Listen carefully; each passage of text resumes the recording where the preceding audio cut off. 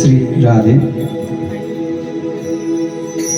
ओम चंद्रमा मनसो जातक्षोः सूर्यो अजायतः श्रोत्राद्वारश्च प्राणस्य मुखादग्निरजायतः सिरे बांके बिहारी तेरी आरती गाऊं से बांके बिहारी तेरी आरती गाऊं ये गिरधर तेरी आरती गाऊं ये गिरधर तेरी आरती गाऊं आरती गाऊं प्यारे तुझे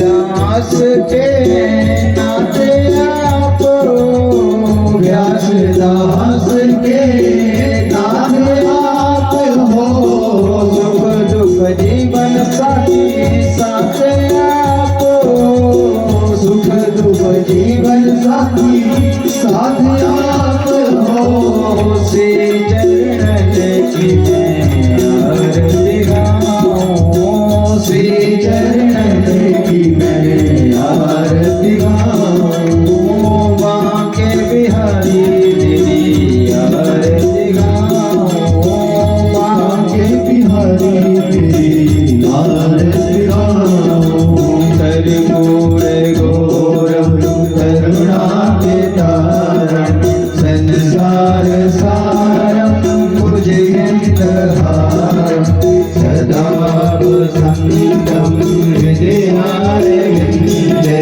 परमं भवामि सहितं नमामि त्वामेव माता च पिता त्वमेव त्वामेव बन्धुः सखा त्वमेव त्वामेव वेद्यः द्रविणं त्वमेव त्वामेव शरणं मम देव माता रामचन्द्रो पिता रामचन्द्रो पतु रामचन्द्रो सखा रामचन्द्रो। जब पहुंची तो पूतना ने घूंघट डाला था, भी अपने आगे घूंघट डालकर उस सभा में पहुंची। भगवान उस समय 7 दिन के थे। गोकुल के लोग भगवान का जन्मोत्सव मना रहे थे, नाच रहे थे, कूद रहे थे, बधाई दे रहे थे, बधाई ले रहे थे। और उसी समय पूतना वहां पहुंची। कहा कि पूतना को सभी ने देखा था, जो गालन वहां पर थी उन्होंने भी पूतना को देखा था, माता यशोदा ने भी पूतना को देखा था। लेकिन ग्वालों ने सोचा कि कोई यशोदा की सहेली आई होगी, वो लाला को बधाई देने के लिए आई होगी। माता यशोदा ने सोचा कोई ग्वालन आई होगी, लाला को बधाई देने के लिए आई होगी। लेकिन पूतना के मन में तो ये एक ही भाव था कि कैसे उस बालक को अपने गोद में लूं, उसको कालकूट नाम का विष पिलाऊं, 1-2 घुट पिएगा, मर जाएगा, उसको पलने में छोड़ूंगी, भाग जाऊंगी। इसलिए पूतना ने जो सोचा था कि 1-2 घुट पिएगा, मर जाएगा, और पूतना इसी काम के लिए तो आई थी। और उसको एक ही ताक लगी थी और उस कक्ष में पूतना गई जहां भगवान पलने में सोए हुए थे। और जैसे ही भगवान ने पूतना को देखा, भगवान ने आंखें मूंद ली। आ गई हमारी मौसी। पहले हमने राम अवतार लिया, तब भी राक्षसी को मारना पड़ा, अब की बार भी हमें राक्षसी को मारना पड़ेगा। ये राम अवतार में थे तो भगवान ने सबसे पहले राक्षसी को मारा, ताड़का को मारा था। अब कृष्ण अवतार में आए हैं तो पहले राक्षसी को मारना पड़ रहा है, पूतना को। और पूतना की तो एक ही ताक थी कि कैसे उस लाला को लूं और उसको दूध पिलाऊं, उसका प्राणांत करूं और भाग जाऊं। और झट से पलने में पूतना ने भगवान को उठा लिया और अपनी गोद में ले लिया। और पूतना ने कहते कि 10 बार स्तन भगवान के मुख में रख दिया। और भगवान तो गटागट करके पीने लगे। पूतना ने देखा 1-2 घूंट पिएगा मर जाएगा। सभी भगवान के जन्म उस समय कहते मदमस्त थे, किसी को कुछ नहीं पता राक्षसी क्या कर रही है, देखा सबने था। और जैसे ही पूतना दूध को पिलाने लगी, और भगवान ने यहाँ बड़ी सुंदर लीला की है। सुखदेव जी कहते कि राजन, जैसे छोटे छोटे बालक होते हैं अपनी माता का स्तनपान करते हैं, तो कहते कि एक स्तन का स्तनपान करते हैं और दूसरे स्तन पर अपना दूसरा हाथ रख देते हैं। भगवान ने भी वैसे किया, मातृत्व गति प्रदान कर रहे हैं। 5 मिनट हो गए भगवान पिए जा रहे हैं, गटागट करके पिए जा रहे हैं। उतना सोचने लगी इतनी देर से पिए जा रहा है भाई, इसका प्राणांत क्यों नहीं हो रहा है।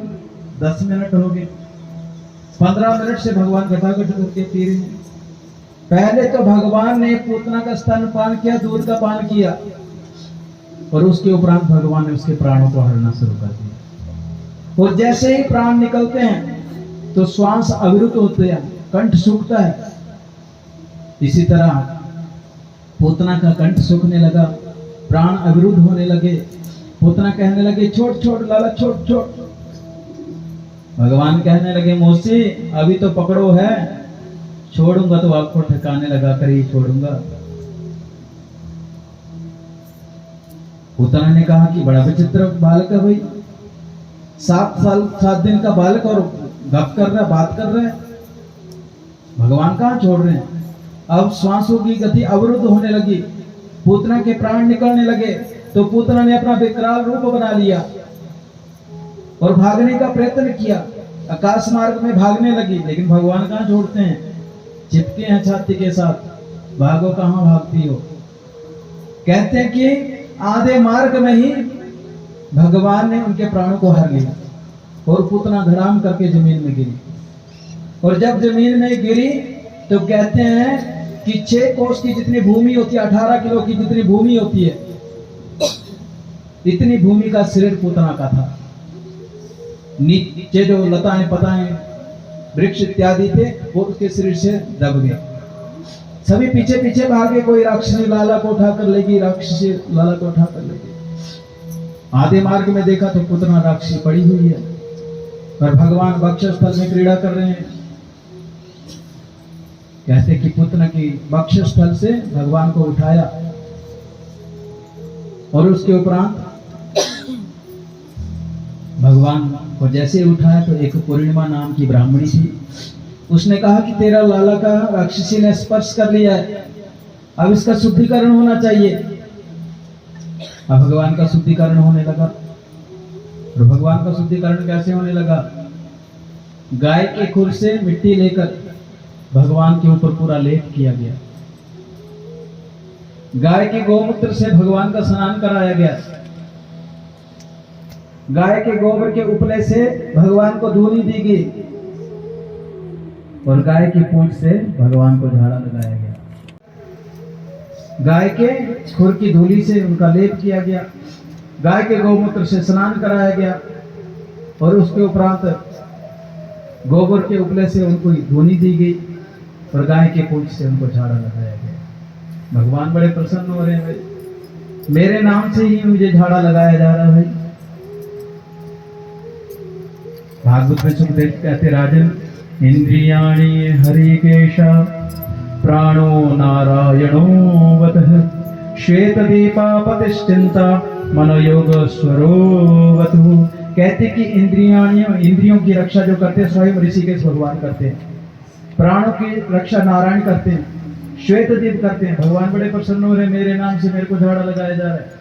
भगवान का शुद्धिकरण हुआ, और जैसे ही शुद्धिकरण हुआ और जब पूतना राक्षसी आई थी तो नंद बाबा कहते कि अपने घर में थे नहीं थे, वो मथुरा में गए थे कंस को कर देने के लिए।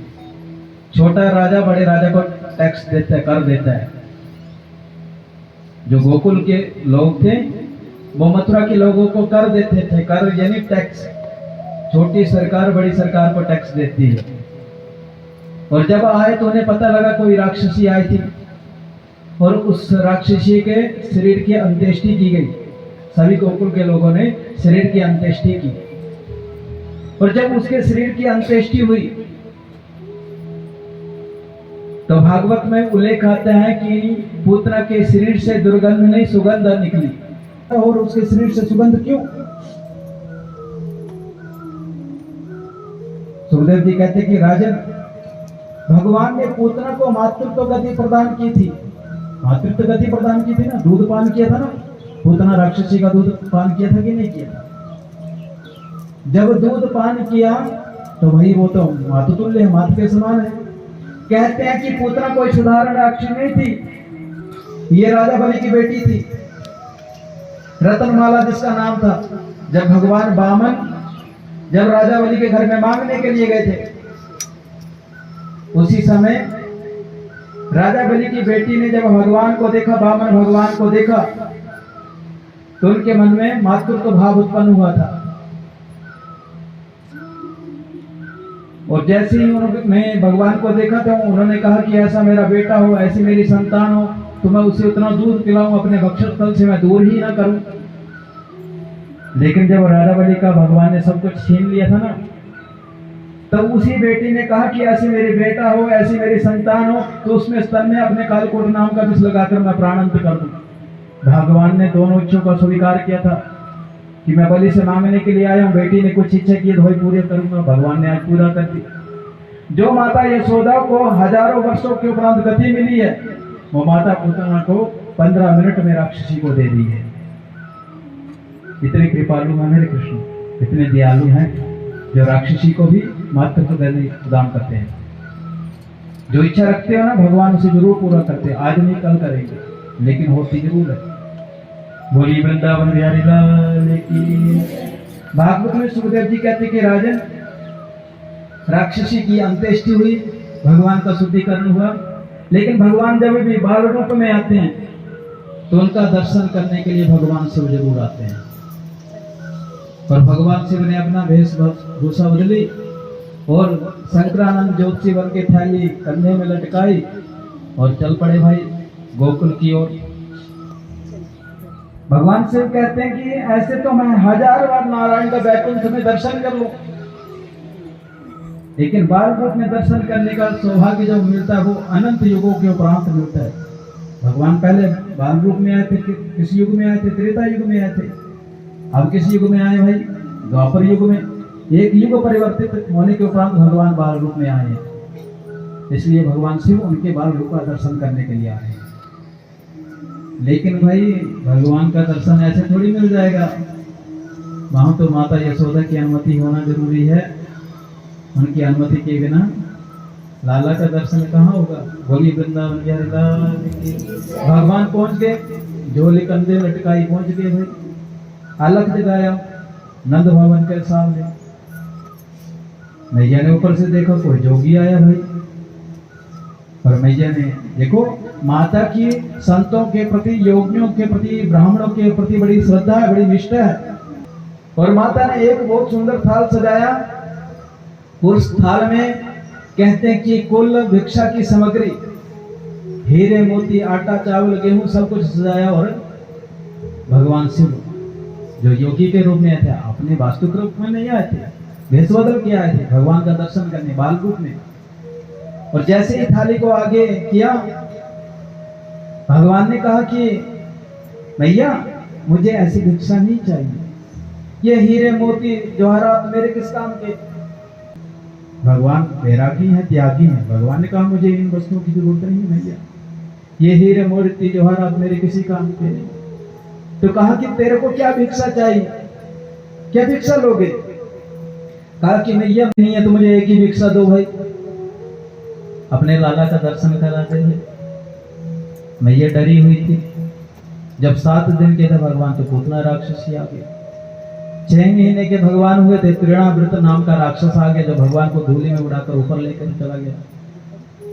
भगवान ने जब धूली में उड़ाकर तृणावृत लेकर गया ना, तो भगवान ने कहा मामा ने हेलीकॉप्टर भेज दिया हमारे लिए भाई, और ऐसे हेलीकॉप्टर को तोड़ा फिर कभी जुड़ा नहीं। अब माता डरी हुई थी कि पता नहीं कोई राक्षस तो नहीं आया वेशभूषा बदल कर। माता ने मना कर दिया, मैया ने मना कर दिया कि क्योंकि तुझे धन चाहिए, दौलत चाहिए, भूमि चाहिए, जायदाद चाहिए, जो मांगोगे वो मैं तुम्हें दूंगी, लेकिन अपने लाला का दर्शन तुम्हें नहीं कराऊंगी। भगवान ने कहा मैया तू दूर से दिखा देना, हम पास से मत लाना, तुम दूर से दर्शन करा देना और मैं दर्शन करके चला जाऊंगा।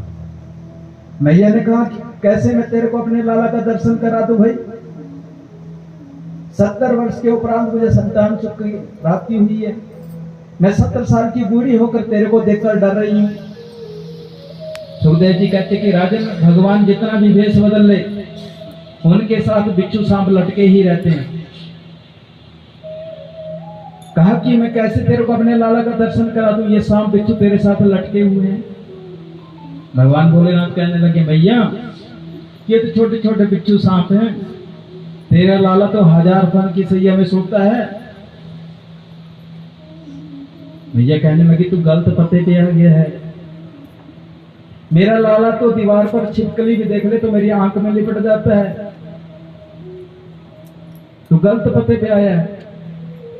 भगवान भोलेनाथ कहने लगे कि मैया ऐसे तो मैं तेरे लाला का 1000 बार दर्शन कर लूं, लेकिन इस रूप में जो दर्शन करने का सौभाग्य मिलता है बड़ी मुश्किल से मिलता है, इसलिए दूर से अपने लाला का दर्शन करा देना, मैं दूर से दर्शन कर लूंगा और चला जाऊंगा।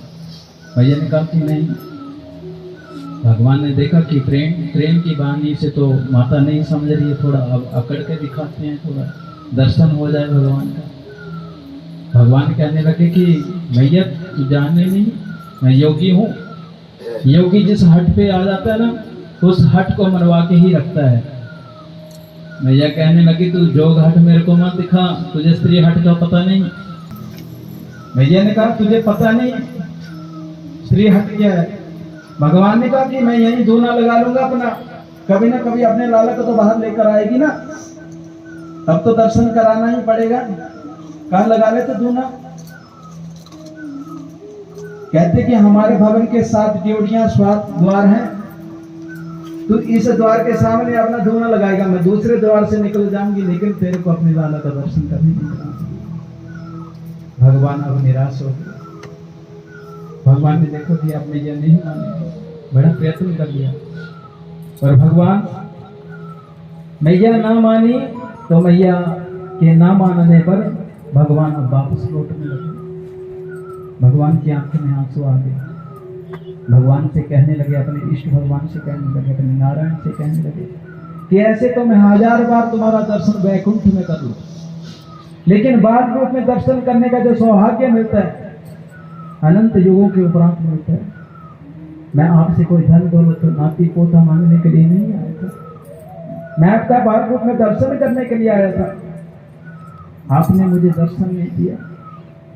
और भगवान रोती हुई आंखों से, भगवान के आंखों से अश्रु बहने लगे। किसके लिए? भगवान के लिए। भगवान भी भगवान के लिए रोते हैं, क्यों? क्योंकि भगवान भी भगवान से प्रेम करते हैं।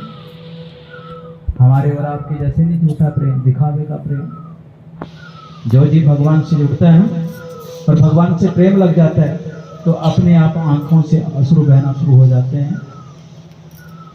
भगवान रोते हुए एक कदम वृक्ष के पास पहुंचे और वहां पर समाधि में बैठ गए भगवान, और भगवान रोने लगे भगवान के लिए। और भागवत में सुखदेव जी कहते कि राजन जैसे भगवान शिव रोने लगे और नंद भवन के घर के अंदर मेरे कृष्ण, मेरे गोविंद, मेरे नारायण रोना शुरू कर दिया। कहते कि भगवान शिव नारायण के लिए रो रहे हैं, और नारायण किसके लिए रो रहे हैं? भगवान शिव के लिए। माता ने बहुत प्रयत्न किया, उन्हें गोद में लिया, उन्हें खिलौने खिलाए, उनको कहते हैं कि मक्खन दिया, बहुत सा प्रयत्न किया जिससे लाला चुप हो जाए, रोना बंद कर दे, लेकिन कहाँ रोना बंद हुआ। कहते कि जब भगवान को कोई कष्ट आता था ना, तो गोकुल के लोग, ग्वालन जो थी वो माता यशोदा के पास दौड़ी दौड़ी चली आती थी। मैया से पूछा कि लाला क्यों रो रहा है भाई? कहा पता नहीं, सुबह से रोए जा रहा है। तो कहा कि कोई ना कोई उपाय करना था, बहुत उपाय किया, रोना बंद नहीं होता है। कहा कि तेरे लाला को लगता है किसी की नजर लग गई है। हाँ मुझे भी ऐसा लगता है। सुबह एक जोगी आया था और लाला का दर्शन करने का मन कर रहा था, उसका लाला का दर्शन करना चाहता, पर हमने दर्शन नहीं कराया। लगता है उस जोगी की ही नजर लग गई है, इसलिए लाला रोए जा रहा है, रोए जा रहा है, रोए जा रहा है। कहा कि तुम चिंता मत करो। वो जोगी बाहर ही, गांव के बाहर एक कदम वृक्ष के नीचे बैठा है, मुझे बुलाती हूँ, कोई ना कोई टोटका करेगा, डोरी धागा बनाएगा जिससे लाला रोना बंद कर दे। वो ग्वालन योगी के पास गए और योगी से कहने लगे, चल रे योगी नंद भवन में, तो हे यशोदा मैया बुलाए, बाके लाल को नजर लगी है, रोई लो करवाए। कहते कि चल रे जोगी नंद भवन में, तो हे यशोदा मैया बुलाए, उसके लाल को नजर लगी है, उसकी नजर उतार दे। होता है ना जब बालक रोने लगते हैं भाई, माताओं को चिंता सताने लगती है, परिवार के लोगों को चिंता सताने लगती है, डोरी धागा बनवाने के लिए इधर उधर जाते हैं कि नहीं जाते हैं। इसी तरह ग्वालन भी गई, लेकिन भगवान थोड़े एंट के, हम नहीं जाते हैं भाई। जब सुबह कह रहे थे तुम्हारी नंदरानी से कि अपने लाला का दर्शन करा दे भाई, लेकिन तुम्हारी नंदरानी ने हमें दर्शन नहीं कराया, हम नहीं जाते हैं।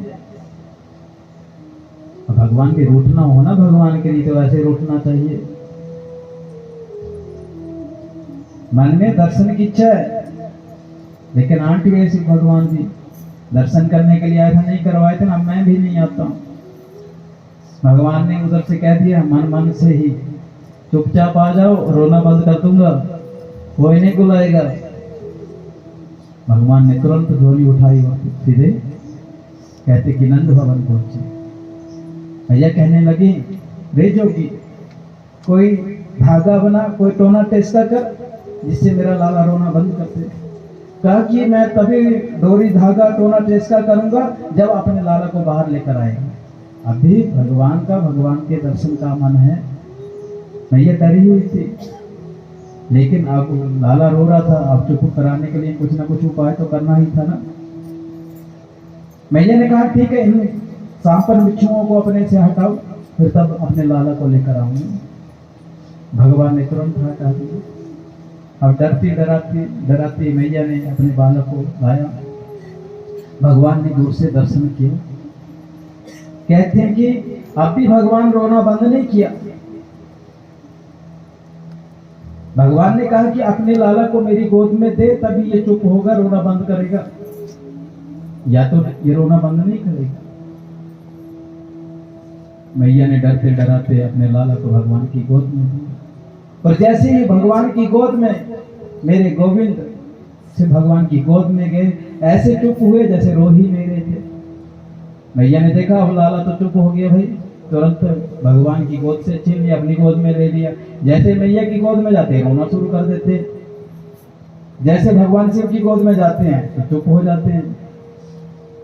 कहते कि मैया ने कहा कि ऐ जोगी कोई ऐसा उपाय करना जिससे लाला मेरी गोद में भी चुप हो जाए। कहा कि इसके लिए एक टोटका करना पड़ेगा आपको, तभी तुम्हारा लाला तुम्हारी गोद में भी चुप हो जाएगा। कहा कौन सा टोटका करना पड़ेगा? कहा कि अपने घर में एक शिव मूर्ति रखनी पड़ेगी आपको। माता को थोड़ी पता था ये सब भगवान ही है।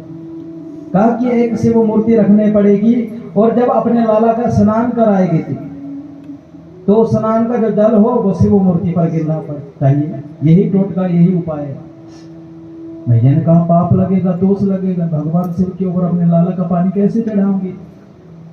भगवान ने कहा यही उपाय है, इसको उपाय को करोगी तभी तेरा लाला चुप हो जाएगा, रोना बंद कर देगा। और तुम्हें मैं वचन देता हूं, मैं जोगी हूं, अपने वचन का पक्का हूं। अगर तेरे लाला का स्नान करने का जो जल शिव भगवान पर पड़ेगा, उसका जो दोष लगेगा, उसका पाप लगेगा, वो मुझे लगे, तुझे न लगे। देखो भगवान शिव की अपने नारायण के प्रति कितनी प्रीति है कि उनके शरीर का जो जल है वो अपने ऊपर अर्पित करवा रहे हैं। यह भगवान से प्रीति। देखो ना, राम भगवान है ना, नारायण ही है ना। जब सेतु पुल बनाना तो भगवान शिव की पूजा कर रहे थे। राम भगवान शिव को अपना ईश्वर मानकर पूज रहे और स्वयं हनुमान बन के उनकी सेवा कर रहे हैं। यह भगवान के प्रति प्रीति। कहते कि जब भगवान ने कहा कि जो दोष लगेगा, वो पाप लगे, वो मुझे नहीं लगे, तुझे लगे, कहते कि तुझे भी वो मुझे लगे, तब मैया ने उस बात को स्वीकार किया। तब भगवान की गोद से जैसे ही मैया की गोद में भगवान गए तो बिल्कुल चुप हो गए, और तभी से भगवान का नाम पड़ा नंदेश्वर महादेव। बोलिए नंदेश्वर भगवान की जय।